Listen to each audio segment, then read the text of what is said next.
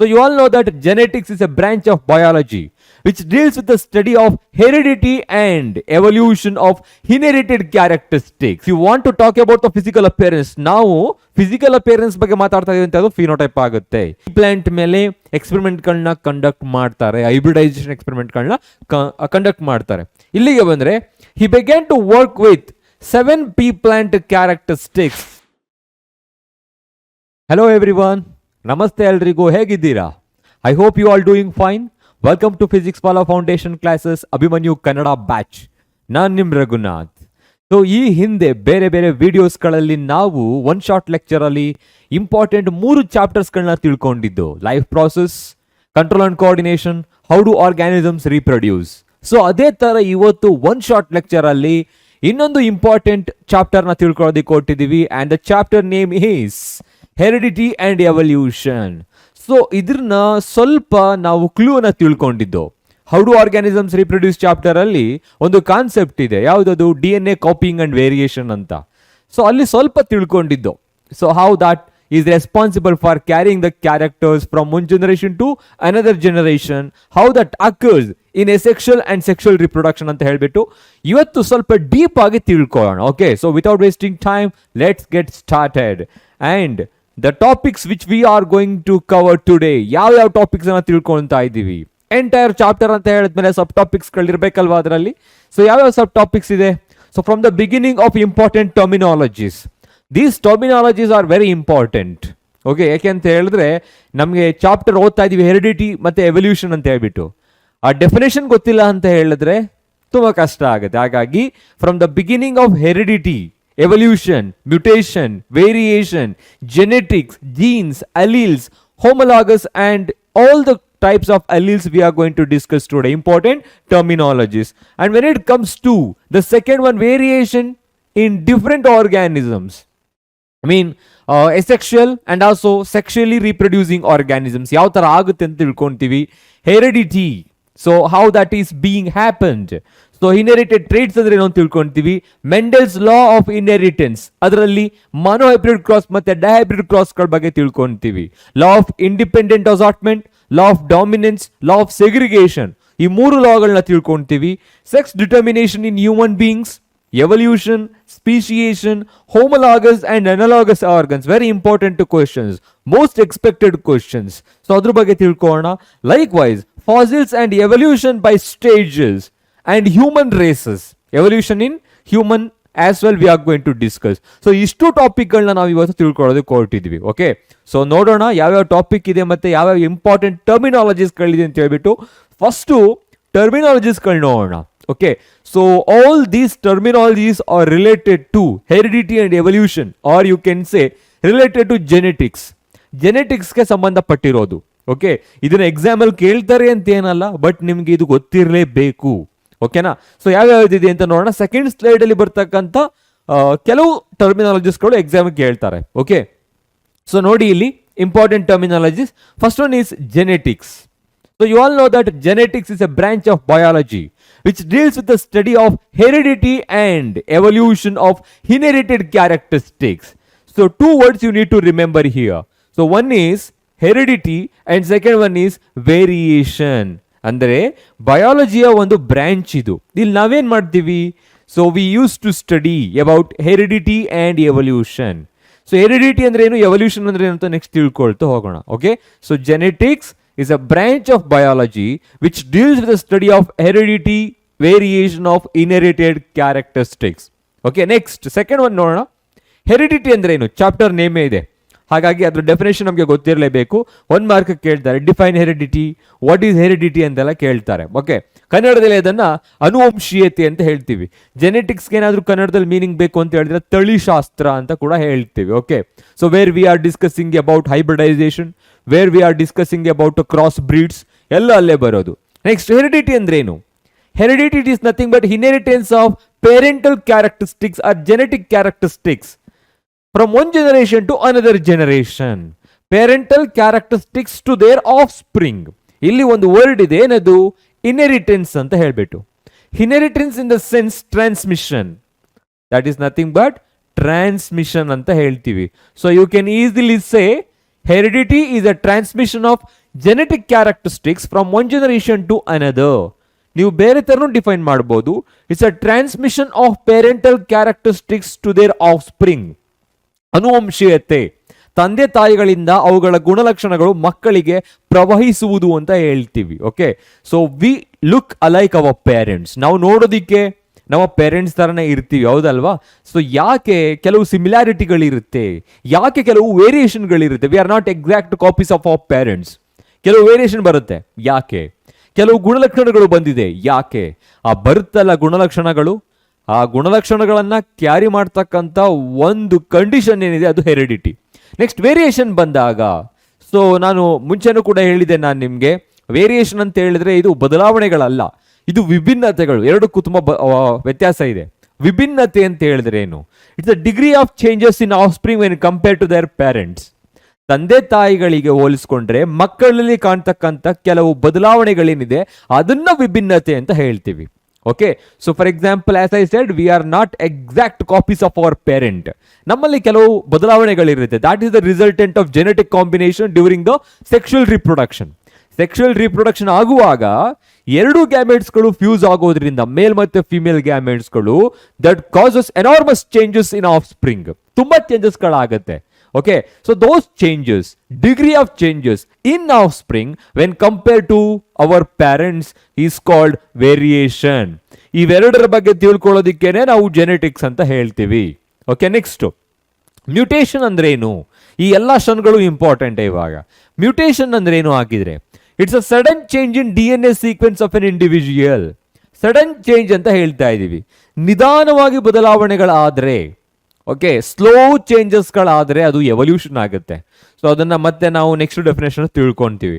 So ಇಲ್ಲಿ sudden change in DNA sequence of an individual, sudden ಆಗಿ ಬದಲಾವಣೆ ಆಗೋದು. ಹುಟ್ಟು ಮಕ್ಕಳಲ್ಲಿ ತೀರ ಬದಲಾವಣೆಗಳಿರುತ್ತೆ. So the offsprings are entirely different when compare to their parents. Entirely ಅಂತ ಹೇಳಿದ್ರೆ ಬೇರೆ ಆರ್ಗ್ಯಾನಿಸಮ್ ಅನ್ನ ಅದು ರಿಪ್ರೊಡ್ಯೂಸ್ ಮಾಡೋದು ಅಂತಲ್ಲ. ಸೊ ಅಲ್ಲೇನಾಗುತ್ತೆ ಕೆಲವು ಸಲ, so some you can say disabilities, ಕೆಲವು ತುಂಬಾನೇ ಡಿಸಬಿಲಿಟೀಸ್ಗಳು ಪ್ರೊಡ್ಯೂಸ್ ಆಗೋ ಚಾನ್ಸಸ್ಗಳಿರುತ್ತೆ. So such kind of disabilities you can find in offspring when compare to their parents. So that is due to sudden change the DNA sequences. So that is called mutation. So ಇದು ಉತ್ಪರಿವರ್ತನೆ ಅಂತ ಹೇಳ್ತೀವಿ, ಉತ್ಪರಿವರ್ತನ. Likewise ಎವಲ್ಯೂಷನ್ಗೆ ಬಂದಾಗ it's a gradual slow process. So you know that is nothing but Dryopithecus to modern man. There are many fossils are there in between. Human races ಗಳೆಲ್ಲ ಬರ್ತಾ ಹೋಗುತ್ತೆ. ಮಂಗನಿಂದ ಮಾನವ ಅಂತ ಏನು ಹೇಳ್ತಾ ಹೋಗ್ತೀವಿ, ಸಡನ್ ಆಗಿ ಆಗಿಲ್ಲ. That takes more than 15 million years. ನೋಡಿ ಅಲ್ಲಿ 15 million years we took to became a modern man from Dryopithecus. Chimpanzee ತರ, ಏಪ್ ತರ ಇದ್ದಂತ ನಾವುಗಳು ಇವಾಗ ಮಾಡರ್ನ್ ಮ್ಯಾನ್ ಆಗಿದ್ದೀವಿ. ಅದು ಇಮ್ಮಿಡಿಯೇಟ್ ಆಗಲ್ಲ. ಸೊ ಹಾಗಾಗಿ ಈ ತರ ಅಕ್ಯುಮುಲೇಷನ್ ಆಫ್ ವೇರಿಯೇಷನ್ ಆಗ್ತಾ ಆಗ್ತಾ ಏನಾಗುತ್ತೆ, ಎವಲ್ಯೂಷನ್ ಆಗುತ್ತೆ. Evolution is the process in which gradual changes in the genetic material of living organism. ನಮ್ಮ ಜೆನೆಟಿಕ್ ಮೆಟೀರಿಯಲ್ಗಳಲ್ಲಿ ಗ್ರಾಜುಯಲ್ ಚೇಂಜಸ್ಗಳು ಆಗ್ತಾ ಆಗ್ತಾ ಏನಾಗುತ್ತೆ ಜೆನೆಟಿಕ್ ಮೆಟೀರಿಯಲ್ಗಳು. So that leads into a formation of new organism. So that is called evolution. Okay, ವಿಕಾಸ ಅಂತ ಹೇಳ್ತೀವಿ. ಸೊ ನೆಕ್ಸ್ಟ್ ಜೀನ್ಸ್ ಅಂತ ಬಂದಾಗ, genes are the structural and functional unit of heredity. ಈ ಹೆರಿಡಿಟಿ ಅಂತ ಹೇಳಿದ್ರೆ ಟ್ರಾನ್ಸ್ಮಿಷನ್ ಆಫ್ ಕ್ಯಾರೆಕ್ಟರ್ಸ್. ಆ ಕ್ಯಾರೆಕ್ಟರ್ಗಳನ್ನ carry ಮಾಡೋದು ಯಾರು? Those characters, genetic characters are carried by a unit that is called a gene. ಅದನ್ನ gene ಅಂತ ಹೇಳ್ತೀವಿ.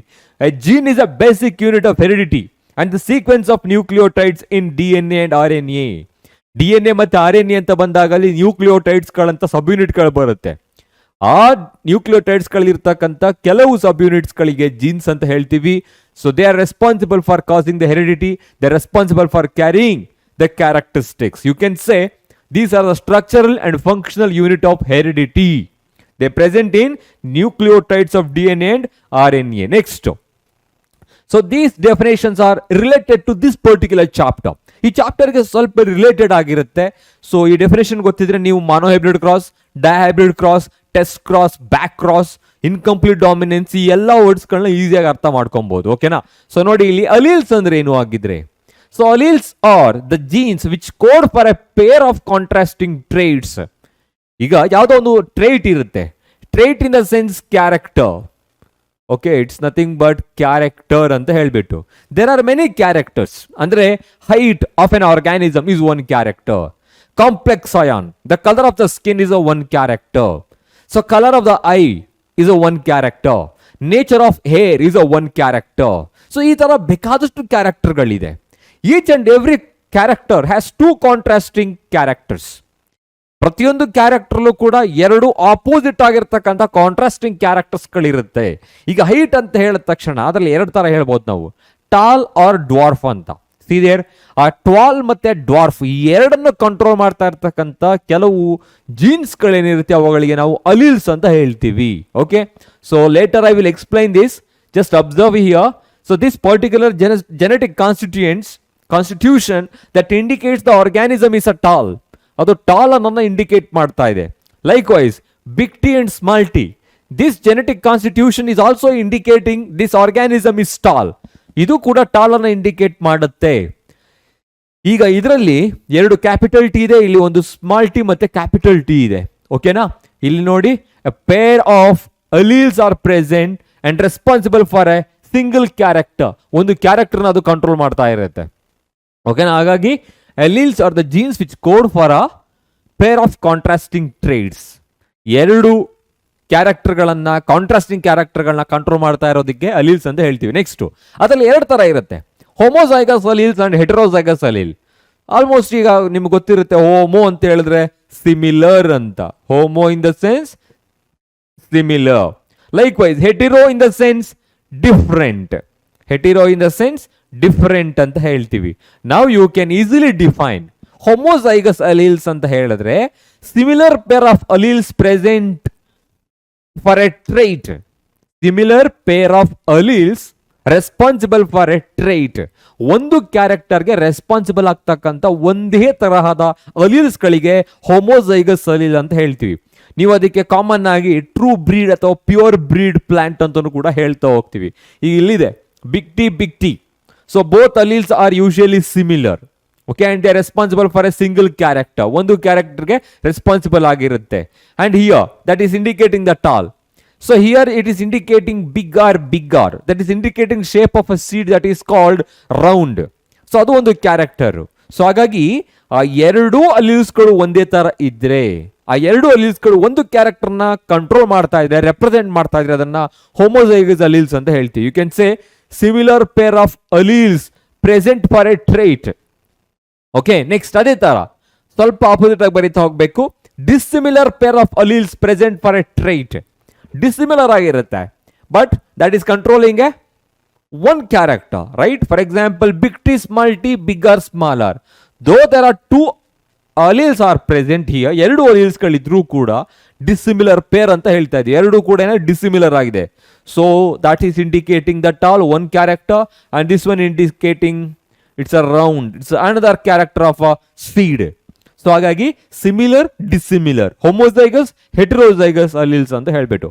ಹೋಮೋಸೈಗಸ್ಗೆ ಬಂದಾಗ so true plant R pure breed plant ಅಂತ ಹೇಳ್ತೀವಿ. So these R not true or it may B the pure breed plants. Next dominant alleles and also recessive alleles. Okay, dominant ಅಂತ ಹೇಳಿದ್ರೆ ಏನು, recessive ಅಂದ್ರೆ ಏನು? ಡಾಮಿನೆಂಟ್ ವರ್ಡಲ್ಲೇ ಹೇಳ್ತಾ ಇದ್ದೀವಿ ಇವಾಗ. So it is an allele, ಒಂದು ಅಲೀಲ್ ಅದು. Okay, or a factor, you can say allele or you can say factor, ಎರಡು ಒಂದೇ ಆಗ್ತಾ ಹೋಗುತ್ತೆ. ಹಿಂದೆ ಆ ಜೀನ್ ಅನ್ನೋ ವರ್ಡ್ ಇರಲಿಲ್ಲ. Mendel was using a word a factor instead of a gene. ಅವರು ಜೀನ್ ಅನ್ನೋ ವರ್ಡ್ಗಿಂತ ಮುಂಚೆ ಫ್ಯಾಕ್ಟರ್ ಅನ್ನೋ ವರ್ಡ್ ಅನ್ನು ಯೂಸ್ ಮಾಡ್ತಾ ಇದ್ರು. ಸೊ ಹಾಗಾಗಿ the allele or a factor.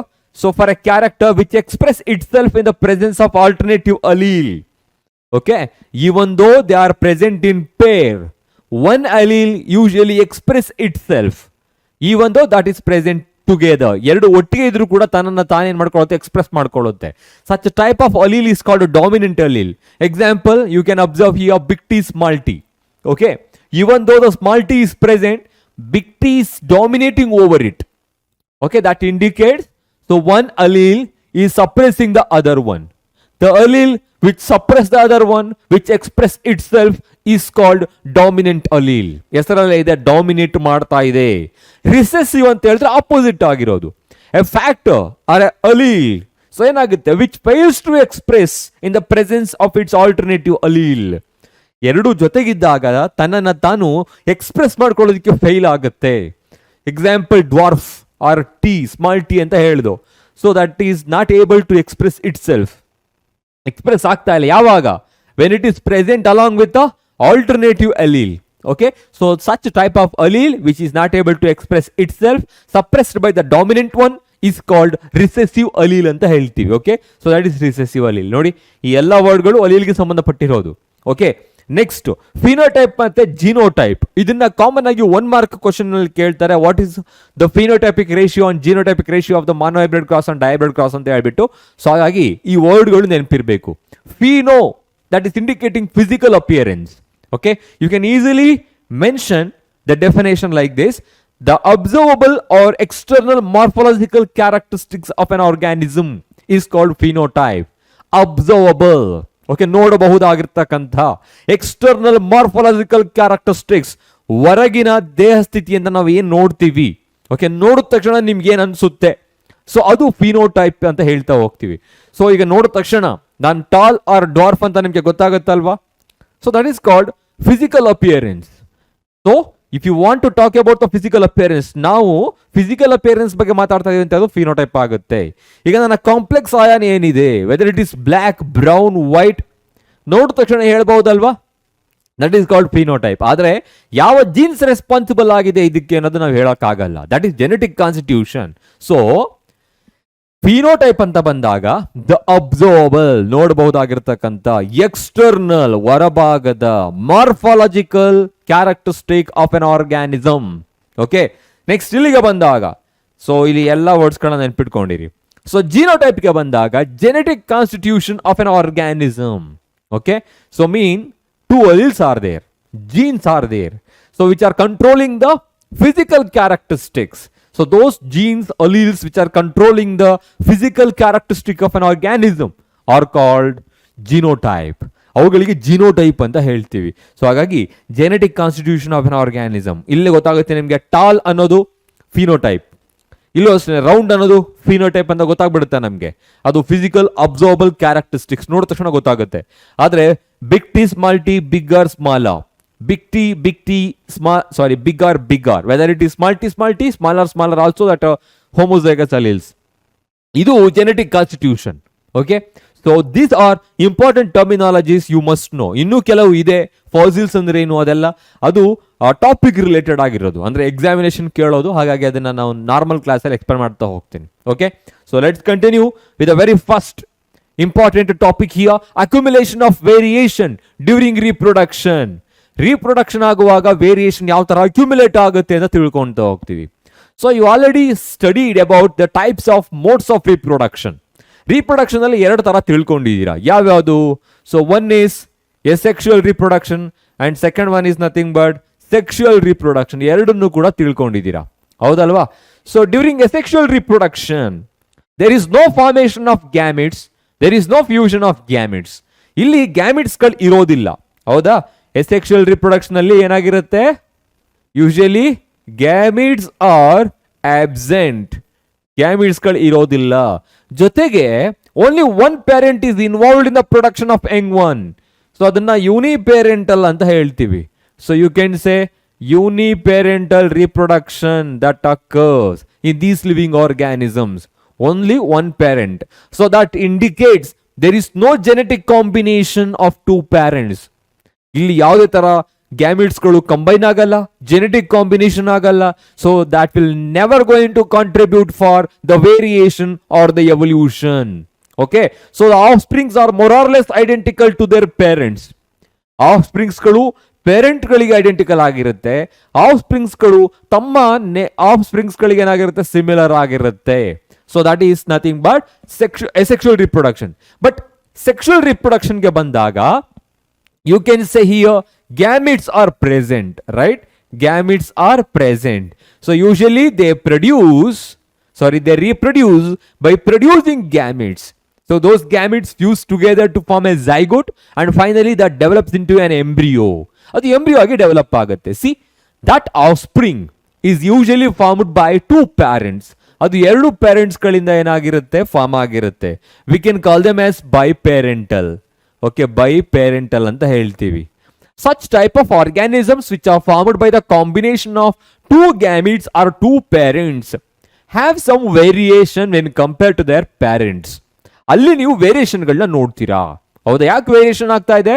Because of the combination of gametes, because of the combination of genetic material which they are receiving from their parents. ಇಬ್ಬರು ಪೇರೆಂಟ್ಸ್ ಗಳಿಂದ ಜೆನೆಟಿಕ್ ಕಾಂಬಿನೇಷನ್ ಆಗ್ತಾ ಇದೆ. ನೋಡಿ, ಜೀನ್ಸ್ಗಳು ಅಂತ ಹೇಳಿದ್ರೆ ತುಂಬಾ ಡೀಪ್ ಆಗಿ ಹೋಗ್ಬೇಕಾಗುತ್ತೆ. There are billions of genes present on our chromosomes in our DNA. ಹಾಗಾಗಿ ಎರಡು ಆರ್ಗ್ಯಾನಿಸಮ್ಸ್ ಗಳಿಂದ ಬರ್ತಕ್ಕಂಥ ಜೀನ್ಸ್ಗಳು ಕಂಬೈನ್ ಆದಾಗ variation ಆಗ್ಲೇಬೇಕಲ್ವಾ?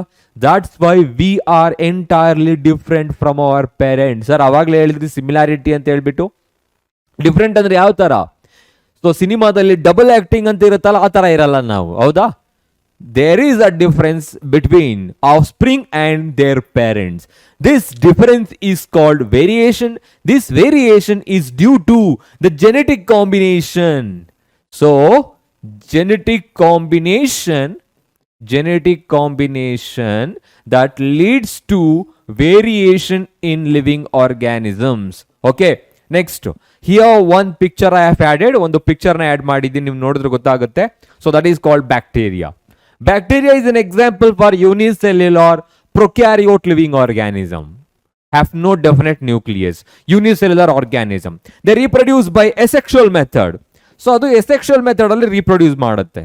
So on binary fission, if they are producing two identical daughter cells, ಎರಡು daughter cells ಗಳನ್ನ produce ಮಾಡಿದ್ರೆ, okay, on binary fission they are producing two daughter cells. Okay, two daughter cells ಅಂತ just assume ಮಾಡ್ತಾ ಇದೀವಿ ಅಷ್ಟೇ ಇವಾಗ. Okay, this is called binary fission, or you can say just fission as well. Okay, both the daughter cells receive the DNA equally from their parents. Equal ಆಗಿ DNA ನ receive ಮಾಡ್ಕೊಳ್ಳುತ್ತೆ. And there is no much variation in between them. In between them ಅಂತ ಹೇಳಿದ್ರೆ in between two daughter cells as well. Daughter cells ಅಂತ ಬರೋಣ. In between two daughter cells as well. And in between parents and offspring ಯಾವುದೇ ತರ variation ಗಳಿರೋದಿಲ್ಲ. But there is a slight variation occur. Though there is no variation, I am just saying there is a slight variation occur. That slight variation occur due to the DNA replication. Inaccuracy in DNA replication. DNA replication ಅಂತ ಹೇಳಿದ್ರೆ DNA duplicate itself to produce an extra copy. It's an unique property of a DNA. ಹಾಗಾಗಿ ಇದೇನಾಗಿರುತ್ತೆ, ಎರಡೂ ಕೂಡ identical ಆಗಿರುತ್ತೆ. ಆದ್ರೆ ಸ್ವಲ್ಪ variation ಏನಂತ ಹೇಳ್ತಾ ಇದೀವಿ ಇವಾಗ, slight variation.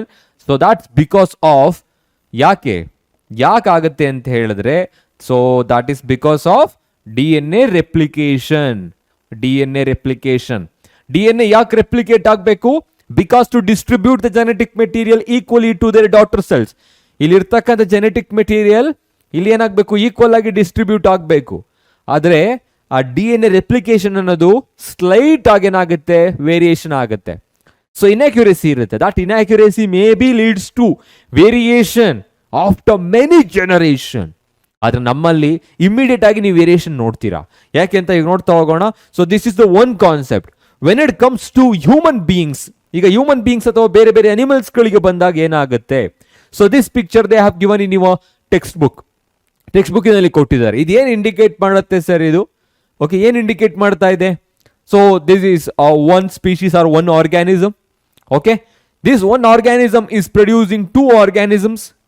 Again that goes on, replication ಆಗ್ತಾ ಇರುತ್ತೆ. ಅಗೇನ್ ರೆಪ್ಲಿಕೇಶನ್ ಅಂತ ಹೇಳಿದ್ರೆ multiplication of living organisms by the reproduction. ಹೀಗೆ ಅದು ಕಂಟಿನ್ಯೂ ಆಗ್ತಾ ಇರುತ್ತೆ. You can observe here there is a slight changes in offspring when compare to their parent. ಪೇರೆಂಟ್ಗೆ compare ಮಾಡಿದ್ರೆ ಆಫ್ಸ್ಪ್ರಿಂಗ್ ಅಲ್ಲಿ ಏನಾಗಿರುತ್ತೆ, ಸ್ಲೈಟ್ ಚೇಂಜ್ ಇರುತ್ತೆ. You can observe this head portion is usually red in colour and this base portion is in green in colour.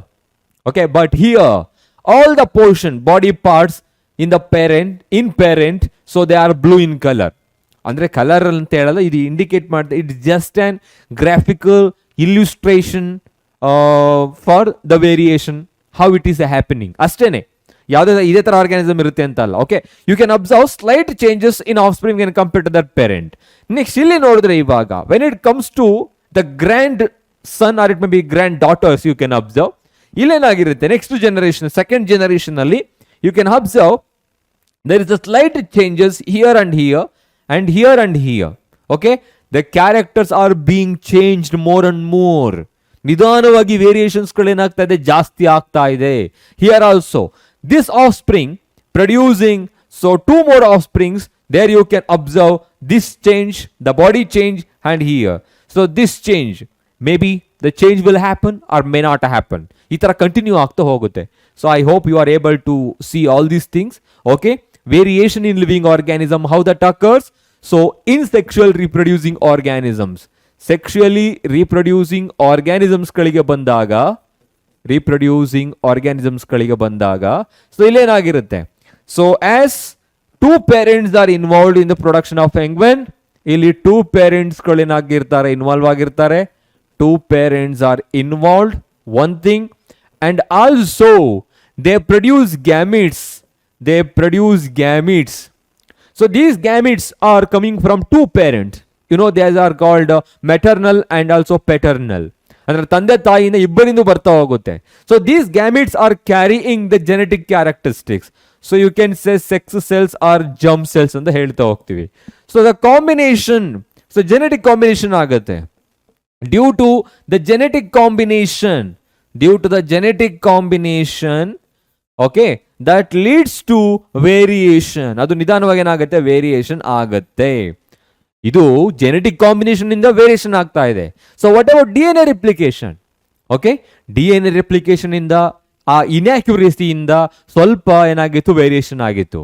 ಇವಾಗ ಮತ್ತೆ genetic combination ಇಂದ ಇನ್ನೂ ಸ್ವಲ್ಪ ಏನಾಗುತ್ತೆ, ವೇರಿಯೇಷನ್ ಆಗುತ್ತೆ. So you can observe so much variation in offsprings of sexually reproducing organism when compared to the offsprings of asexually reproducing organisms. Okay, ಇಲ್ಲಿ ನಾವು ಜಾಸ್ತಿ ನೋಡ್ತೀವಿ. ಸೊ ಅದೇ ತರ ಈ ವರ್ಡ್ ನೋಡಿ, ಇವಾಗ ಅಕ್ಯುಮುಲೇಷನ್ ಅಂತ ಹೇಳಿದ್ರೆ ಡೆಪಾಸಿಷನ್ ಆಫ್ ವೇರಿಯೇಷನ್. ನೆಕ್ಸ್ಟ್ ಏನಾಗ್ತಾ ಇರುತ್ತೆ, so if I am receiving 2 to 3 important characteristics from my parent, 2-3 characteristics ಗಳನ್ನ ನಾನು ಪಡ್ಕೊಂಡಿದ್ದೀನಿ ಅಂತ ಹೇಳಿದ್ರೆ, may be I have received 5 to 6 characteristics of my grand parent. Okay, 2-3 character ನನ್ನ ತಂದೆ ತಾಯಿಯಿಂದ ಬಂದಿರುತ್ತೆ, 4-5 ಕ್ಯಾರೆಕ್ಟರ್ಗಳು ನಮ್ಮ ತಾತ ಮುತ್ತಾತನಿಂದ ಬಂದಿರಬಹುದು. ಓಕೆ, ನಿಧಾನವಾಗಿ ಹೋಗ್ತಾ ಏನಾಗುತ್ತೆ, the variations are accumulating in every living organisms. ಹಾಗೆ ಒಂದೊಂದು ಜನರೇಷನ್ ಅಲ್ಲೂ ಕೂಡ ಅಕ್ಯುಮುಲೇಟ್ ಆಗ್ತಾ ಹೋಗುತ್ತೆ. After few more generation, you can say 10th generation, you can say 20th generation. When you compare the 20th generation with the first generation, so called, ಈಗ ನೀವು first generation ಅಂತ ಹೇಳಿದ್ರೆ ಆಗ್ಲೇ ಹೋಗ್ಬೇಕು ಅಂತ ಏನಿಲ್ಲ. So anyone you can take from there to 20th. Okay, when you compare the 20th generation with the first generation of living organism, you can find so lot of differences. That is called variation. ಯಾಕೆ ಅಷ್ಟೊಂದು variation ಆಯಿತು? Because of the accumulation of variation. ಅಂದರೆ accumulation ಆಗ್ತಾ ಇರುತ್ತೆ ವೇರಿಯೇಷನ್ಗಳು, ಅದು ಹೋಗ್ತಾ ಏನಾಗುತ್ತೆ, that brings lot of changes in an organism. ಹಾಗೆ ನಿಧಾನವಾಗಿ ತುಂಬ ಬದಲಾವಣೆಗಳನ್ನು ಅದು ಕಾಸ್ ಮಾಡುತ್ತೆ. ಈಗ ನಿಮಗೆ ಸಾಮಾನ್ಯವಾಗಿ ಗೊತ್ತಿರುತ್ತೆ, ಮೊಮ್ಮಕ್ಕಳು ಅಂತ ಏನು ಹೇಳ್ತಾರೆ, ಗ್ರ್ಯಾಂಡ್ ಸನ್ ಅಥವಾ ಗ್ರ್ಯಾಂಡ್ ಡಾಟರ್ ಅಂತ ಹೇಳ್ಬಿಟ್ಟು, they are more or less similar to their grandparents. ಅಂದ್ರೆ ಅವರು ತಾತಂದರಿಂದ ಏನಾಗಿರ್ತಾರೆ, ಅವುಗಳ ಗುಣಲಕ್ಷಣಗಳನ್ನ ಅವರು ರಿಸೀವ್ ಮಾಡ್ಕೊಂಡಿರ್ತಾರ. ಎಸ್ಪೆಷಲಿ ಫಿಮೇಲ್ ಅಂತ ಏನಿರುತ್ತೆ, they usually receive so most of 70% of their genetic constitution from their grandmother. Okay, grandmother ಇಂದಲೇ ಬರುತ್ತೆ ಅದು. ಓಕೆ, ಯಾಕೆ ಆ ಥರ ಆಗ್ತಾ ಇರುತ್ತೆ, that because few genes are usually expressed. ಕೆಲವು ಜೀನ್ಸ್ಗಳು ನೆಕ್ಸ್ಟ್ ಜನರೇಷನ್ ಅಲ್ಲೇ ಎಕ್ಸ್ಪ್ರೆಸ್ ಆಗುತ್ತೆ, ಇನ್ನು ಕೆಲವು ಜೀನ್ಸ್ಗಳು that takes time to expressed, ಅದು 4-5 ಜನರೇಷನ್ಗಳನ್ನ ತೆಗೆದುಕೊಬಹುದು. ಹಾಗಾಗಿ ಯಾವುದೇ ಕ್ಯಾರೆಕ್ಟರ್ಗಳು ನಿಧಾನವಾಗಿ ಅಕ್ಯುಮುಲೇಟ್ ಆಗ್ತಾ ಏನಾಗುತ್ತೆ, ವೇರಿಯೇಷನ್ ಆಗುತ್ತೆ. So you can easily observe here. Okay, the variations are due to the genetic combination during the sexual reproduction. Variation is due to the inaccuracy during the DNA replication.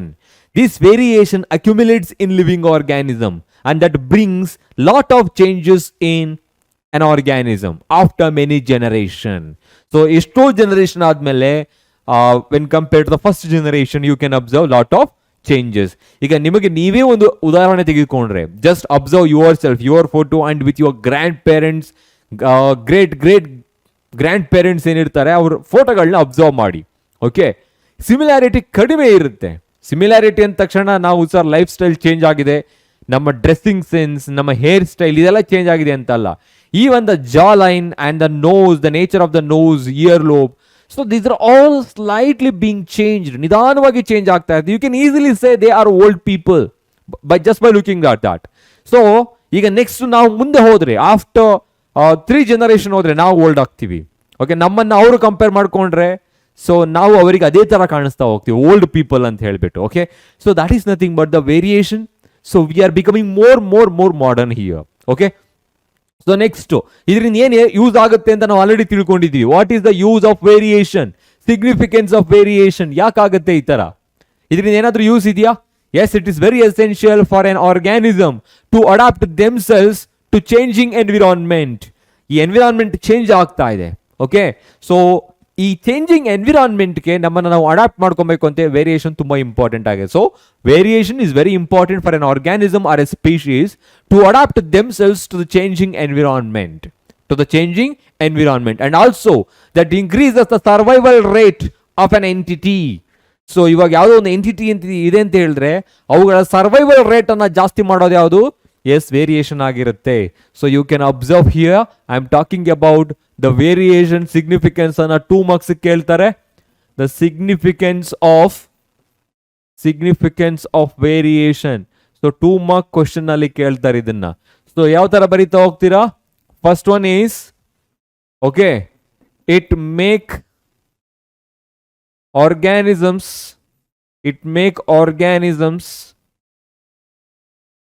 to adapt themselves. Sorry, just you can say adapt themselves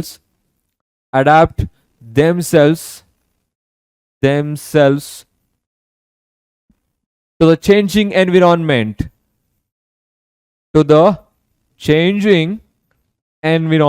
Okay, so ಇದು ಒಂದು. So ಅದೇ ತರ ಎರಡನೇದು ಅವಾಗಲೇ ಹೇಳಿದ ಹಾಗೆ ಏನ್ ಮಾಡುತ್ತೆ? increases the survival rate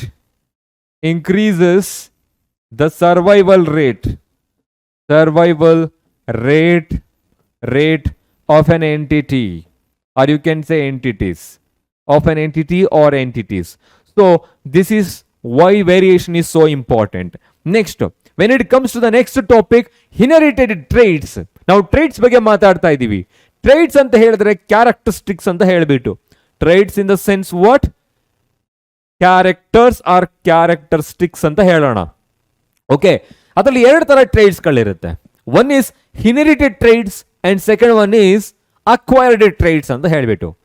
inherited traits ಅಂತ ಹೇಳಿದ್ರೆ ಏನು ಆಗಿದ್ರೆ? Traits which are pass on generation to generation, from parents to offsprings to their offsprings. ನಿಧಾನವಾಗಿ ಜನರೇಷನ್ ಇಂದ ಜನರೇಷನ್ಗೆ ಕ್ಯಾರಿ ಆಗ್ತಕ್ಕಂಥ ಕ್ಯಾರೆಕ್ಟರಿಸ್ಟಿಕ್ಸ್ ಗಳಿಗೆ ನಾವು ಇನ್ಹೆರಿಟೆಡ್ ಟ್ರೇಡ್ಸ್ ಅಂತ ಹೇಳ್ತೀವಿ. Here the inherited indicating transmissible. Okay, you can say transmissible ಅಂತ ಹೇಳ್ತೀವಿ. ಅಂದ್ರೆ ಪ್ರವಹಿಸ್ತಕ್ಕಂಥ ಗುಣಲಕ್ಷಣಗಳು. ಎಕ್ಸಾಂಪಲ್ ಕೊಡ್ಬೋದ ಯಾವ ಕ್ಯಾರೆಕ್ಟರ್ಗಳು ಒಂದು ಜನರೇಷನ್ ಇನ್ನೊಂದು ಜನರೇಷನ್ಗೆ ಕ್ಯಾರಿ ಆಗುತ್ತೆ. So let me tell you, if you have a huge scar on your face, ನಿಮ್ಮ ಒಂದು ಫೇಸ್ ನ ಮೇಲ್ಭಾಗದಲ್ಲಿ ಒಂದು ಹ್ಯೂಜ್ ಸ್ಕಾರ್ ಇದ್ರೆ, ಮಾರ್ಕ್ ಇದ್ರೆ, ಅದು ನೆಕ್ಸ್ಟ್ ಜನರೇಷನ್ಗೆ ಕ್ಯಾರಿ ಆಗತ್ತಾ? ಆಗಲ್ವಾ? ಓಕೆ, ಕ್ಯಾರಿ ಆಗತ್ತಾ?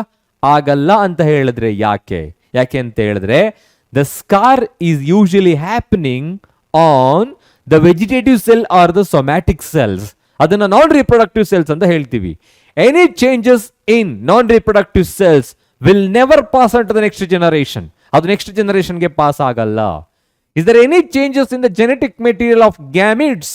ಗ್ಯಾಮಿಟ್ಸ್ ಗಳಲ್ಲಿ ಏನಾದ್ರೂ ಬದಲಾವಣೆಗಳು ಆದ್ರೆ ಮಾತ್ರ, ಅಂದ್ರೆ ಗ್ಯಾಮಿಟ್ಸ್ ಅಂತ ಹೇಳಿದ್ರೆ ಸೆಕ್ಸ್ ಸೆಲ್ಸ್ ಅಲ್ಲಿ ಅಥವಾ ರಿಪ್ರೊಡಕ್ಟಿವ್ ಸೆಲ್ಸ್ ಗಳಲ್ಲಿ ಬದಲಾವಣೆಗಳು ಆದ್ರೆ ಮಾತ್ರ ಅದೇನಾಗುತ್ತೆ? ನೆಕ್ಸ್ಟ್ ಜನರೇಷನ್ಗೆ ಪಾಸ್ ಆಗುತ್ತೆ. So you can say inherited traits are the traits which can be transmitted from parents to offspring or one generation to another generation. I am just giving few examples for the inherited traits. So first unit is nothing but height of an organism. height of an organism. ಹೌದಾ? ಈಗ ಅಪ್ಪ ಅಮ್ಮ ಇಬ್ಬರಲ್ಲಿ ಒಬ್ರು ಯಾರಾದ್ರೂ ತುಂಬಾ tall ಇದ್ದಾರೆ ಅಂತ ಹೇಳಿದ್ರೆ ಹುಟ್ಟೋ ಮಗು ಟಾಲ್ ಇರುತ್ತಾ ಇಲ್ಲ ಡ್ವಾರ್ಫ್ ಇರುತ್ತಾ? Tall, dwarf. ಓಕೆ, ಅದನ್ನ ಕನ್ನಡದಲ್ಲಿ ಎತ್ತರ ಮತ್ತೆ ಕುಬ್ಜ ಅಂತ ಹೇಳ್ತೀವಿ. ಏನಿರಬಹುದು? ಇಬ್ಬರು ಮಕ್ಕಳಾದ್ರೆ ಇಬ್ಬರು ಮಕ್ಕಳಲ್ಲಿ ಕೂಡ ಏನಿರಬಹುದು, ಕೆಲವು ಸಲ ಒಬ್ಬರು ಟಾಲ್ ಇರಬಹುದು, ಇನ್ನೊಬ್ರು dwarf. C, this is what the character which we R receiving from our parent. Okay, ಎರಡು ಇಂಟರ್ಮೀಡಿಯೇಟ್ ಆಗ್ಲಿಕ್ಕೆ ಚಾನ್ಸೇ ಇಲ್ಲ. ಓಕೆ, ಇಂಟರ್ಮೀಡಿಯೇಟ್ ಕ್ಯಾರೆಕ್ಟರ್ ಬರೋದಕ್ಕೆ ಚಾನ್ಸ್ ಇಲ್ಲ. We are receiving only the character that our parents have. ನಮ್ಮ ತಂದೆ ತಾಯಿಗಳಿರ್ತಕ್ಕಂಥ ಗುಣಲಕ್ಷಣಗಳು ಮಾತ್ರ ಕ್ಯಾರಿ ಆಗ್ತಾ ಹೋಗುತ್ತೆ. ಇವಾಗ ಹೇಳ್ತಾ ಇದೆ, ತಂದೆ ಟಾಲ್ ಇದ್ದಾರೆ, ತಾಯಿ ಡ್ವಾರ್ಫ್ ಇದ್ದಾರೆ. ಹುಟ್ಟೋ ಮಗು ಯಾವ ತರ ಇರ್ಬೋದು? ಡ್ವಾರ್ಫ್ ಇದ್ರೆ ಅದರ ಅರ್ಥ that baby has received the genes or a character from his mother. ತಾಯಿಯಿಂದ ಗುಣಲಕ್ಷಣ ಪಡ್ಕೊಂಡಿರುತ್ತೆ.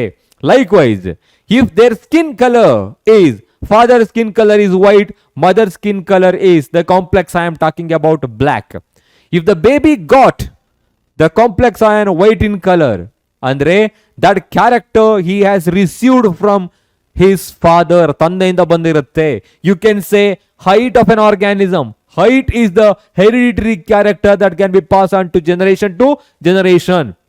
ಒಂದು ಫ್ಯಾಮಿಲಿಯನ್ನ ನೋಡಿ, ಈಗ ನಿಮಗೆ ಗೊತ್ತಿರುತ್ತೆ ಸುತ್ತಮುತ್ತ ಕೆಲವು ಫ್ಯಾಮಿಲಿಗಳಲ್ಲಿ ಎಲ್ಲರೂ ಕೂಡ ಎತ್ತರವಾಗಿರ್ತಾರೆ. ಓಕೆ, ತಂದೆ ತಾಯಿಗಳು ಇಬ್ರು ಎತ್ತರವಾಗಿದ್ರಂತೂ ಅವರಿಬ್ರು ನೆಕ್ಸ್ಟ್ ಅವ್ರಿಗೆ ಹುಟ್ಟೋ ಮಕ್ಕಳು, ನೆಕ್ಸ್ಟ್ ಬರೋ ಜನರೇಷನ್ ಎಲ್ಲ ಎತ್ತರವಾಗಿರ್ತಾರೆ. Just by looking at their height itself we can say as they are coming from this family. Okay, so likewise in ಕೆಲವರು ಏನಾದ್ರೂ ಕೂಡ ಕುಬ್ಜೋ ಆಗಿದ್ರೆ ಅವ್ರ ಎಂಟೈರ್ ಫ್ಯಾಮಿಲಿ ಹೋಗ್ತಾ ಹೋಗ್ತಾ ಕುಬ್ಜನೇ ಆಗ್ತಾ ಇರುತ್ತೆ. ಅಂದ್ರೆ ಸೊ ಅಲ್ಲೇನಾಗ್ತಾ ಇದೆ, ಕ್ಯಾರೆಕ್ಟರ್ ಪಾಸ್ ಆನ್ ಆಗ್ತಾ ಇದೆ ಅಂತ ಅರ್ಥ. ಸೊ ನೆಕ್ಸ್ಟ್ ಅದೇ ತರ complex ion I am talking about. So complex ion, so what that indicate? That indicates the skin colour. So whether it is brown, black, white, whatever it is, that also a inherited trait will pass on to the next generation. ಅದು ಕೂಡ next ಜನರೇಷನ್ಗೆ pass on ಆಗುತ್ತೆ. Next, nature of hair. Nature of hair. So you know that nature of hair ಅಂತ ಹೇಳಿದ್ರೆ ನಮ್ಮ ಕೂದಲಿನ ಒಂದು nature ಏನಿದೆ. ಸೊ ಅಂತ ಹೇಳಿದ್ರೆ it may be straight or curly. If your parents are having straight hair, ನಿಮ್ಮ ಇಬ್ಬರು ಪೇರೆಂಟ್ಸ್ ಗಳಿಗೂ ಕೂಡ ಸ್ಟ್ರೈಟ್ ಹೇರ್ ಇದ್ರೆ ಅದು ನೆಕ್ಸ್ಟ್ ಜನರೇಷನ್ ಅಂದ್ರೆ ನಿಮಗೂ ಕೂಡ ಸ್ಟ್ರೈಟ್ ಹೇರ್ ಬರುತ್ತೆ. If any one of them having curly hair, wavy or windy hair, you are going to receive any one of them. ಅಂದ್ರೆ ಯಾವ್ದಾದ್ರು ಒಂದು ನಿಮಗೆ ಕ್ಯಾರೆಕ್ಟರ್ ಬರಬಹುದು. ಇಬ್ಬರಿಗೂ ಸ್ಟ್ರೈಟ್ ಇದೆ ಆದ್ರೆ ನನಗೆ ಕರ್ಲಿ ಇದೆ ಅಂತ ಹೇಳಿದ್ರೆ remember that character you are receiving from your grand parents as well. ಕೆಲವು ಸಲ ಕ್ಯಾರೆಕ್ಟರ್ ಏನಾಗಿರ್ಬೋದು, ನಿಮ್ಮ ಗ್ರ್ಯಾಂಡ್ ಪೇರೆಂಟ್ ಇಂದನೂ ಕೂಡ ಬರಬಹುದು. So characters are being pass on to the generation after generation. That is called nature of air as well. Next, you know about earlobes ಅಲ್ಲಿ ಎರಡು ತರ ನೀವು ನೋಡ್ತೀರಾ ಕಾಮನ್ ಆಗಿ, ನಿಮ್ಮ ಟೆಕ್ಸ್ಟ್ ಬುಕ್ಕಿನಲ್ಲಿ ಕೊಟ್ಟಿದ್ದಾರೆ. One is free lobe, another one is attached lobe ಅಂತ ಹೇಳ್ತೀವಿ. ಅಟ್ಯಾಚ್ಡ್ ಲೋಬ್ ಅಂತ. ಓಕೆ, ಫ್ರೀ ಲೋಬ್ ಅಂತ ಹೇಳಿದ್ರೆ here you can observe that external pinna. This is one of the most important characteristic of a mammal. ಮ್ಯಾಮಲ್ಗಳಲ್ಲಿ ಮಾತ್ರ ಈ ಒಂದು external year part ಅನ್ನು ನೋಡೋದಕ್ಕೆ ಸಾಧ್ಯ, ಅದನ್ನ ಪಿನ್ನ ಅಂತ ಹೇಳ್ತೀವಿ. ಸೊ ಇಲ್ಲಿ the lower part of the earlobe which is very soft in nature where there is no cartilaginous tissue, ಒಳಭಾಗದಲ್ಲಿ ಆ ಟಿಶ್ಯೂ ಇಲ್ಲ, ಹಾಗಾಗಿ ಸಾಫ್ಟ್ ಇರುತ್ತೆ.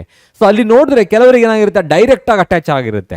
You can observe that if you consider this is a face. Okay, and if you consider this is a ear, ಇದೊಂದು ear ಅಂತ consider ಮಾಡಿದ್ರೆ okay, ಇಲ್ಲಿ ನೀವು ಡೈರೆಕ್ಟ್ ಆಗಿ ನೋಡಬಹುದು ಇದು ಏನಾಗಿದೆ, ಡೈರೆಕ್ಟ್ ಆಗಿ ಅಟ್ಯಾಚ್ ಆಗಿದೆ, ಡೈರೆಕ್ಟ್ಲಿ ಅಟ್ಯಾಚ್ಡ್. ಓಕೆ, ಇನ್ನು ಕೆಲವರಿಗೆ ಏನಾಗಿರುತ್ತೆ, you can observe free lobe like this. So ಈ ತರ ಇರುತ್ತೆ. You can observe here is a free lobe, ಇದನ್ನ ಫ್ರೀ ಲೋಬ್ ಅಂತ ಹೇಳ್ತೀವಿ. ಸೊ ಇದು ಕೂಡ ಒಂದು ಇನ್ಹೆರಿಟೆಡ್ ಟ್ರೇಟ್ಸ್. ಈಗ ತಂದೆ ತಾಯಿ ಇಬ್ಬರಿಗೂ ಕೂಡ ಅಟ್ಯಾಚ್ಡ್ ಲೋಬ್ ಇದ್ರೆ ದಟ್ ಕಂಟಿನ್ಯೂಸ್, ಅದು ಕಂಟಿನ್ಯೂ ಆಗ್ತಾ ಇರುತ್ತೆ. ಜೊತೆಗೆ ಫಿಂಗರ್ ಲೈನ್ಸ್ ಗಳಾಗಿರ್ಬೋದು, and also the straight and also hitchhikers thumbs ಅಂತ ಹೇಳ್ತೀವಿ.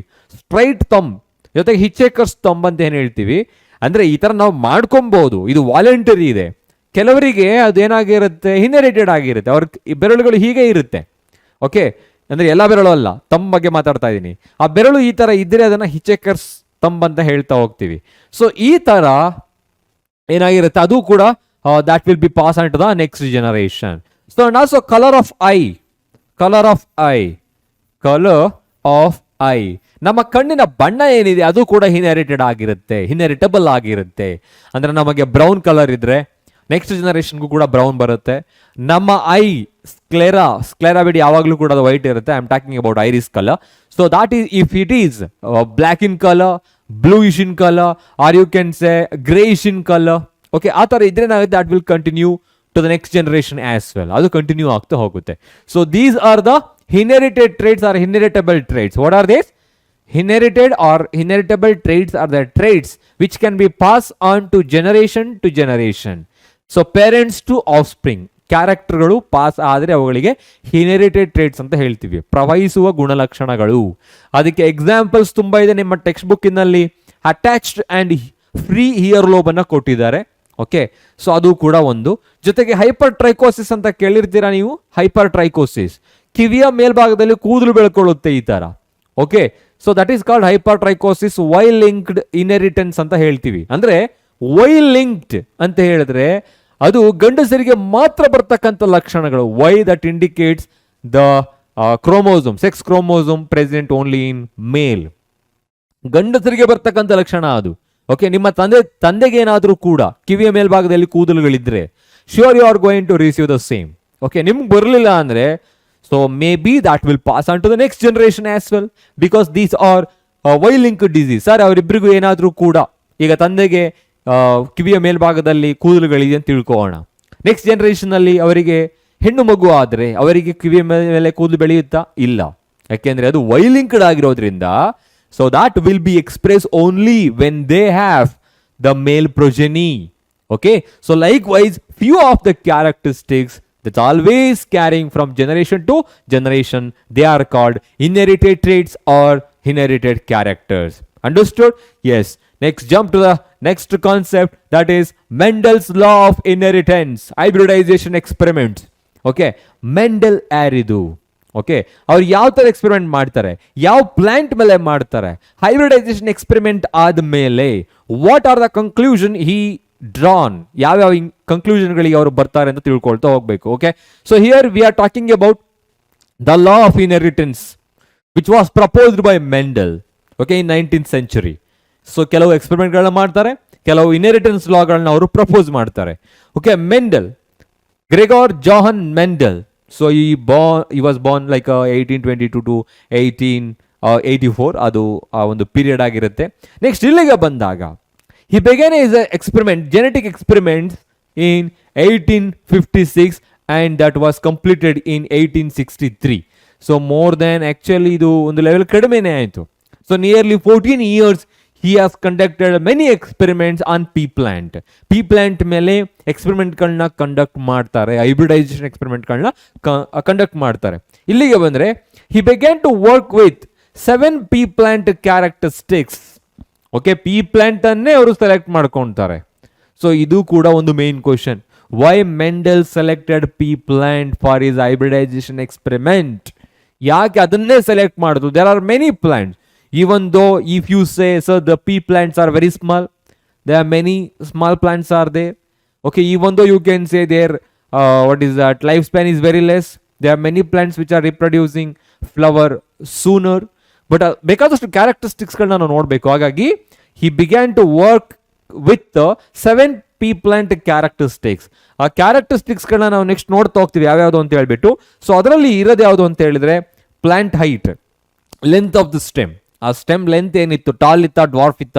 Next seed shape, colour, location or the position of the flower and the colour of the flower, shape and colour of the pod.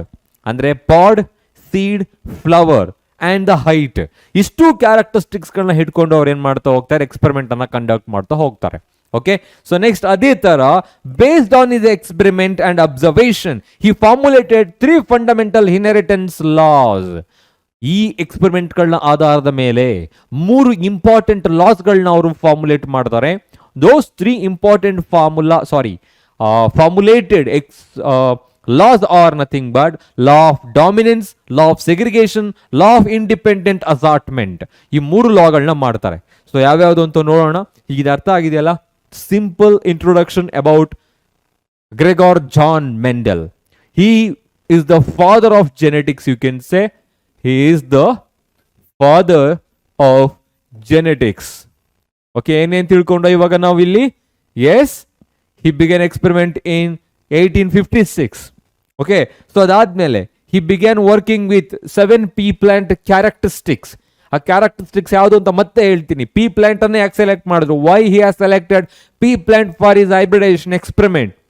Next, based on this observation and his experiment, he formulated 3 fundamental inheritance laws. ಆ ಯಾವ ಲಾಸ್ಗಳಿದೆ ಅಂತ ತಿಳ್ಕೊಳ್ಳೋಣ ಇವಾಗ. Okay, ಅದಕ್ಕೂ ಮುಂಚೆ ಲಾಸ್ಗಳು ಯಾವ್ಯಾವುದು ತಿಳ್ಕೊಳ್ಳೋದಕ್ಕೂ ಮುಂಚೆ, ಕ್ಯಾರೆಕ್ಟರ್ ಯಾವ್ಯಾವುದು ತಿಳ್ಕೊಳ್ಳೋದಕ್ಕೂ ಮುಂಚೆ, here Mendel's hybridization experiment we are talking about pea plant is here. Why Mendel selected pea plant? ಯಾಕೆ ಅವರು ಅದನ್ನೇ ಸೆಲೆಕ್ಟ್ ಮಾಡಿದ್ರು? So pea plant, so called Pisum sativum or Pisum sativum, you can say. The scientific name of the pea plant is so Pisum sativum or Pisum sativum. Why he has selected? ಈ question ಯಾವ ತರ ಕೇಳ್ತಾರೆ? What are the advantages of the pea plant for the hybridization experiment? Okay, next. So why Mendel selected pea plant for is hybridization experiment? ಅವ್ರು ಅದನ್ನೇ ಯಾಕೆ select ಮಾಡಿದ್ರು? ಈ ಕ್ವಶನ್ಗಳನ್ನ ಕೇಳಿದಾಗ ಒಂದೇ ಆನ್ಸರ್ ಇರುತ್ತೆ, ಅದು ಯಾವುದು ಅಂತ ನೋಡೋಣ ಇವಾಗ. So one by one. First one, usually pea plants have short life span. Okay, their reproductive cycle is very less, or you can say they have a short life span. I am just writing here pea plants, ಒಂದಕ್ಕೆ ಮಾತ್ರ complete sentence ಬರೆಯೋಣ. Pea plants have short life span. ಒಂದು ಅವುಗಳ ಒಂದು ಜೀವಿತಾವಧಿ ಏನಿದೆ ಅದು ತುಂಬಾ ಕಡಿಮೆ ಇರುತ್ತೆ. Okay, so they usually complete their life cycle very sooner, ಬೇಗ ಕಂಪ್ಲೀಟ್ ಮಾಡುತ್ತೆ. Okay, and second one, usually they can easily grow even in pots as well as on open ground. Okay, ನಾವು ಈ ತರದ ಪೀ ಪ್ಲಾಂಟ್ಸ್ಗಳನ್ನ, ಬಟಾಣಿ ಗಿಡವನ್ನ ಈಸಿಯಾಗಿ ಬೆಳಿಬಹುದು. ಎಲ್ಲಿ? ಪಾಟಲ್ಲೂ ಬೆಳಿಬಹುದು, ಓಪನ್ ಗ್ರೌಂಡ್ ಅಲ್ಲಿ, ಗಾರ್ಡನ್ ಅಲ್ಲಿ ಕೂಡ ಬೆಳಿಬಹುದು ನಾವು. ಸೊ ಹಾಗಾಗಿ ಅವರು ಅದನ್ನ ಸೆಲೆಕ್ಟ್ ಮಾಡ್ತಾರೆ. So we can easily grow. Okay, ಎಲ್ಲಿ ಬೆಳಿಬಹುದು? In pots as well and on open ground ಅಲ್ಲಿ ಕೂಡ ಅದನ್ನ ನಾವು ಬೆಳಿಬಹುದು. That's why he has selected pea plant. And when it comes to the next one, ಏನಿರ್ಬಹುದು? They produce bisexual flowers. ಈಗ ಏನಾದರೂ ಅದು ಯೂನಿಸೆಕ್ಷುವಲ್ ಫ್ಲವರ್ಸ್ಗಳನ್ನ ಪ್ರೊಡ್ಯೂಸ್ ಮಾಡಿದ್ದಿದ್ರೆ ಹಿ ನೀಡ್ 2 ಪ್ಲಾಂಟ್ಸ್, 2 ಪ್ಲಾಂಟ್ಸ್ಗಳು ಬೇಕಾಗಿತ್ತು ಪಾಲಿನೇಟ್ ಮಾಡೋದಿಕ್ಕೆ, ಹೈಬ್ರಿಡೈಸೇಷನ್ ಮಾಡೋದಿಕ್ಕೆ. ಈಗ ಒಂದೇ ಪ್ಲಾಂಟ್ ಅಲ್ಲಿ 2 ತರ ಫ್ಲವರ್ಸ್ಗಳು ಅಂತ ಹೇಳಿದ್ರೆ ಬೈಸೆಕ್ಷುವಲ್ ಫ್ಲವರ್ಸ್ಗಳನ್ನ ಅದು ಪ್ರೊಡ್ಯೂಸ್ ಮಾಡುತ್ತೆ. So that is very helpful for the hybridization experiment for cross breeding as well. So you can say they produce bisexual flowers.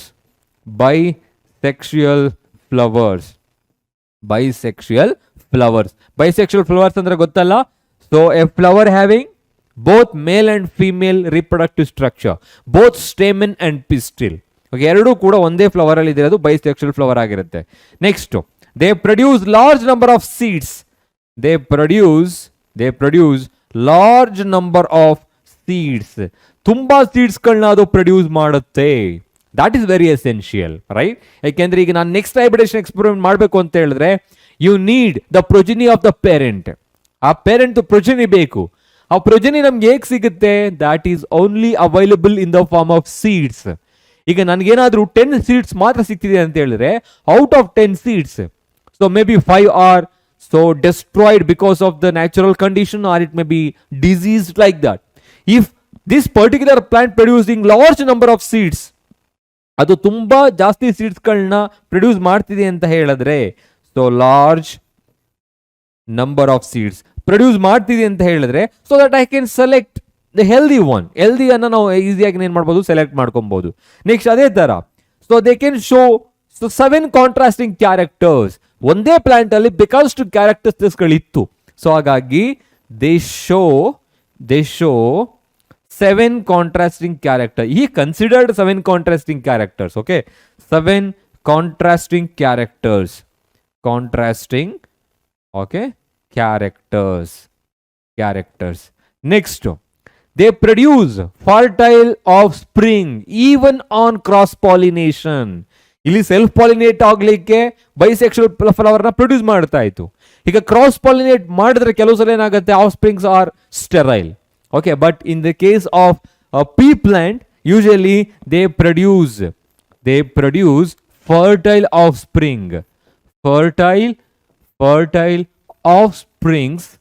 offsprings, okay, even on what? Yes, cross pollination. ಅವುಗಳನ್ನ cross pollinate ಮಾಡಿದ್ರೂ ಕೂಡ ಅದು fertile ಆಫ್ಸ್ಪ್ರಿಂಗ್ ಗಳನ್ನೇ produce ಮಾಡುತ್ತೆ. C, this is why Mendel has selected pea plant for his experiment. These are the what advantages of the pea plant for the hybridization experiment. I will repeat it. Why Mendel selected pea plant? There are many reasons. The very first reason is pea plants have a short lifespan. Pea plants have a short lifespan. Period of life is very less. Okay, ಬೇಗ ಬೆಳೆಯುತ್ತೆ, ಬೇಗ ಸಾಯುತ್ತೆ. Likewise, they can be easily grown in pots even on open ground. Pots ಅಲ್ಲಿ ಮತ್ತೆ open ground ಅಲ್ಲಿ ಎರಡು ಕಡೆ ನೀಟಾಗಿ ಅದನ್ನ ಗ್ರೋ ಮಾಡಬಹುದು ನಾವು. ಓಕೆ, ಸೊ ಅದನ್ನ ಈಸಿಯಾಗಿ ಹ್ಯಾಂಡಲ್ ಮಾಡಬಹುದು. Likewise, they produce bisexual flowers. A flower having both male female reproductive system. So our stamen and pistil, we can easily pollinate, we can easily hybridize whenever we want. Next, they produce large number of seeds. ತುಂಬಾ seeds ಗಳನ್ನ produce ಮಾಡುತ್ತೆ, so that they can produce large number of progeny, so they can get more result as well.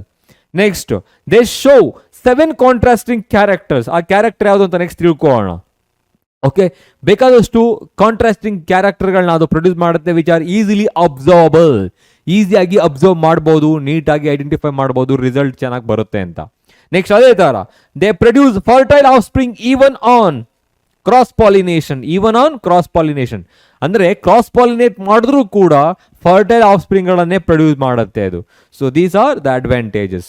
Now you can observe what are the different 7 contrasting characters he considered for the hybridization experiment in pea plant. Pea plant ಅಲ್ಲಿ ಯಾವ contrasting character ಗಳನ್ನ observe ಮಾಡಿದ್ರು. There R 7 characteristics ಇದೆ.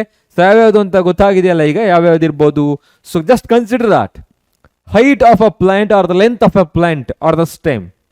Okay, next seed ಬಗ್ಗೆ ತಿಳ್ಕೊಳ್ಳಿ. Next ಪಾಡ್, next flower. 4 ಕ್ಯಾರೆಕ್ಟರ್ಗಳು, ಆದರೆ ಬೇರೆ ಬೇರೆ ಕಾಂಟ್ರಾಸ್ಟಿಂಗ್ ಕ್ಯಾರೆಕ್ಟರ್ಗಳು ಅದಕ್ಕೆ ಇದ್ದೇ ಇರ್ತಾ ಹೋಗುತ್ತೆ.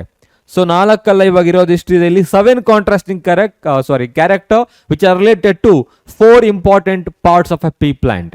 4 ಪಾರ್ಟ್ಸ್ಗಳು. ಓಕೆ, 7 ಗುಣಲಕ್ಷಣಗಳು. ಯಾವ್ಯಾವ ಪಾರ್ಟ್ಸ್ ಇದೆ? ಒಂದು ಸ್ಟೆಮ್ ಲೆಂತ್ ಇದೆ, ಇನ್ನೊಂದು ಸೀಡ್ ಬಗ್ಗೆ ಮಾತಾಡ್ತಾ ಇದೀವಿ, shape of the seed, colour of the seed. So colour of the seed ಅಂತ ಹೇಳೋಕ್ಕೂ ಮುನ್ನ ನಾವೇನ್ ಮಾಡ್ತಾ ಇದೀವಿ, ಕಲರ್ ಆಫ್ ಕಾಟಲಿಡನ್ ಅಂತ ಹೇಳ್ತಾ ಇದೀವಿ. Cotyledon. Okay, those are the embryonic leaf. Likewise pod ಬಗ್ಗೆ ಮಾತಾಡ್ತಾ ಇದೀವಿ, shape of pod and colour of pod. Pod ಅಂತ ಹೇಳಿದ್ರೆ the outermost covering layer of a seed. Seed ನ ಸುತ್ತ ಇರೋದು ಏನಾಗಿರುತ್ತೆ, ಟೆಸ್ಟ್ ಅಂಡ್ ಟೆಗ್ಮನ್ ಅಂತ ಹೇಳ್ತೀವಿ. ಸೀಡ್ ಕೋಟ್ ಇರುತ್ತೆ. ಎಲ್ಲಾ ಸೀಡ್ಸ್ಗಳನ್ನ ಕವರ್ ಮಾಡಿರ್ತಕ್ಕಂಥ ಇನ್ನೊಂದು ಲೇಯರ್ ಇರುತ್ತಲ್ಲ, ಅದಕ್ಕೆ ಪಾಡ್ ಅಂತ ಹೇಳ್ತೀವಿ. ನೀವು ಬೀನ್ಸ್ಗಳಲ್ಲಿ ನೋಡಿರ್ತೀರಾ. ಓಕೆ, ಆ ಬೀನ್ಸ್ ಅನ್ನು ಓಪನ್ ಮಾಡಿದ್ರೆ ನಿಮಗೆ ಸೀಡ್ ಸಿಗೋದು. So that what you are opening, you know, so that is called pod. Colour of the pod, shape of the pod. Next flower ಬಗ್ಗೆ ಮಾತಾಡ್ತಾ ಇದ್ದೀವಿ. Position of the flower, where it is located, whether it is axial or terminal. ಕಲರ್ಗೆ ಬಂದಾಗ whether they are violet or white, 2 ತರ flower ಗಳನ್ನ produce ಮಾಡ್ತಾ ಇರುತ್ತೆ, ಯಾವುದು ಅಂತ ಹೇಳ್ಬಿಟ್ಟು. So what are the 7 characters he has considered in pea plant? Length of the stem, shape of seed, color of cotyledon or seed, shape of pod, color of pod, position of flower, color of flower. Each and every character has a pair of contrasting traits. ಒಂದೊಂದು ಕ್ಯಾರೆಕ್ಟರ್ಲೂ ಕೂಡ opposite ಆಗಿರೋ 2 contrasting traits ಗಳಿರುತ್ತೆ. So those are called, one is dominant character, another one is recessive character. Dominant ಅಂದ್ರೆ ಗೊತ್ತು ನಿಮಗೆ ಆಲ್ರೆಡಿ. Okay, that is nothing but dominant allele ಬಗ್ಗೆ ಹೇಳಿದ್ದು ನಾವು. Okay, that is a character or a factor or an allele so which express itself by suppressing the other one. ಇದು ತನ್ನನ್ನು ತಾನೇ ಎಕ್ಸ್ಪ್ರೆಸ್ ಮಾಡ್ಕೊಳ್ಳುತ್ತೆ. When it comes to recessive, so this is a factor or an allele or a character which fails to express itself and suppressed by the dominant one. You can say it is suppressed and it is dominating over the recessive one. ನೋಡೋಣ ಇವಾಗ length of plant ಗೆ ಬಂದಾಗ, length of the stem ಬಂದಾಗ, length R height ಅಂತ ಹೇಳಿದ ತಕ್ಷಣ height ಅನ್ನೋದು character. ಆದ್ರೆ ಮತ್ತೆ ನಾವು ಇನ್ನೊಂದು ಕ್ವಶನ್ ಕೇಳ್ತೀವಿ ಅಲ್ವಾ, ಹೈಟ್ ಯಾವುದು, whether it is tall or dwarf. So those are the contrasting characteristics of a plant. So those are called tall and dwarf.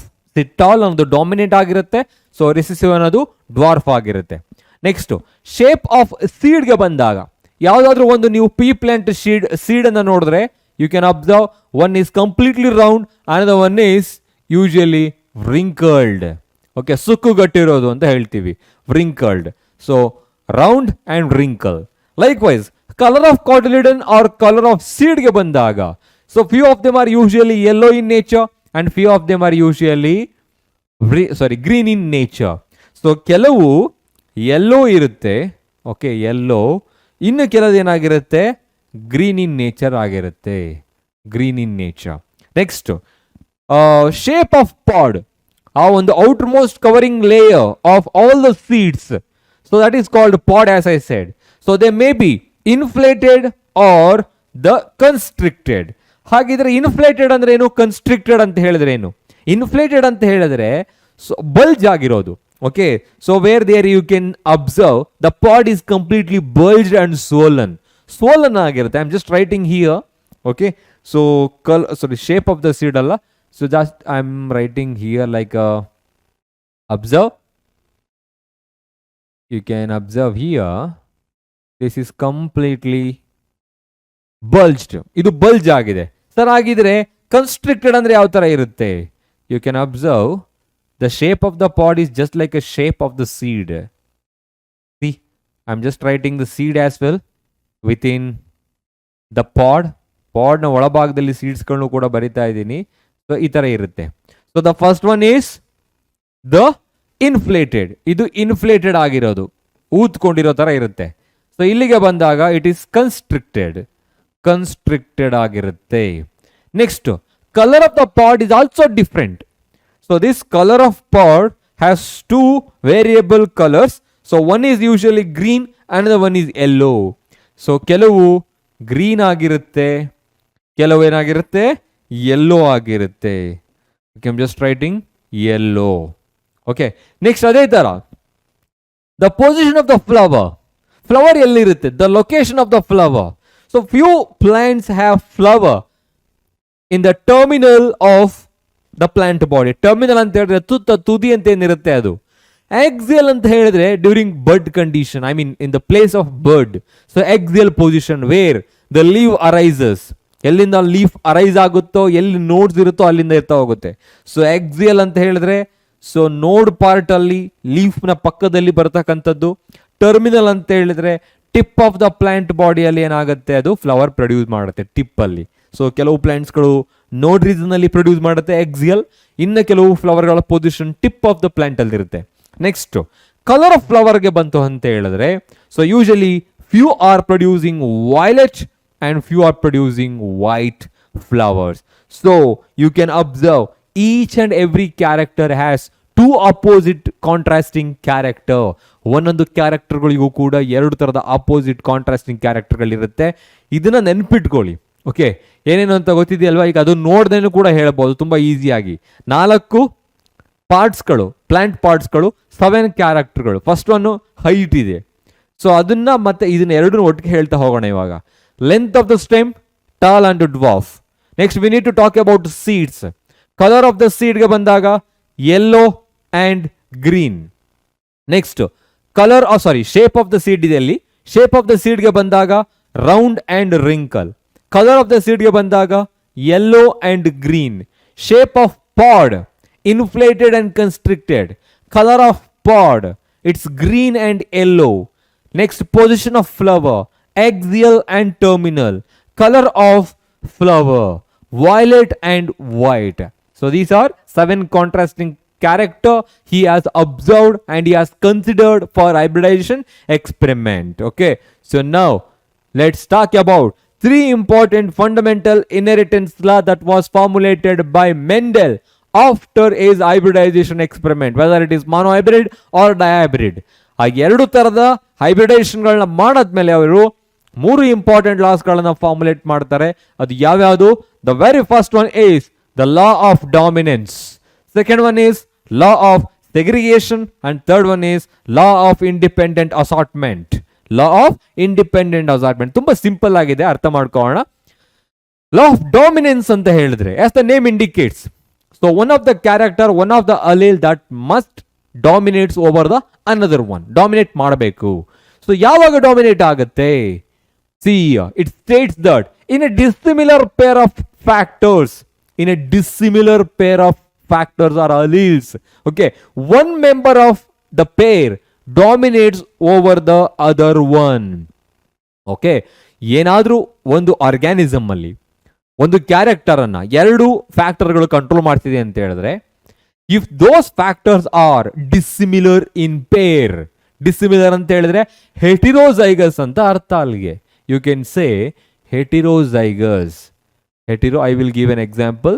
ಹೆಟಿರೋಜೈಗಸ್ ಅಂತ ಹೇಳ್ತೀವಿ. Dissimilar pair of factors, one member okay of the pair dominates over the other one. The allele which is dominating, that is called dominant allele. The allele which is suppressing, that is called recessive allele. Example, so big T and small t. You can say this plant is a tall one. ಇದು tall ಅಂತ indicate ಮಾಡ್ತಾ ಇದ್ದೀವಿ. ಯಾಕೆ ಇದು tall ಆಗಿರುತ್ತೆ? in a dissimilar pair of factor or allele, okay, or in a heterozygous allele, ಏನಾಗುತ್ತೆ ಅಂತ ಹೇಳಿದ್ರೆ, one member of the factor, okay, that suppresses the other one, that is called or dominate over the other one. So that is called the law of dominance. ಯಾವುದೇ ಆಗಿರಬಹುದು. So another example I'm just taking big R and small r. Big R and small r. So here the R indicating round and smaller indicating wrinkle. So bigger is the dominant one, as we are mentioning in a capital letter. So now this one is suppressing the other one. Suppress ಮಾಡ್ತಾ ಇದೆ. Why? In a dissimilar pair of factor, one member of the pair dominating over the other, so expressing itself, suppressing the other one. So this is called a law of dominance that you can observe in monohybrid cross as well as dihybrid cross. ಹೇಗಿರುತ್ತೆ ಅಂತ ನೋಡೋಣ. But ನಿಮ್ಮ examination ಅಲ್ಲಿ what is law of dominance ಅಂತ ಕೇಳ್ಬಿಟ್ಟು explain with an illustration ಅಂತ ಕೇಳಿದ್ರೆ, you need to write monohybrid cross.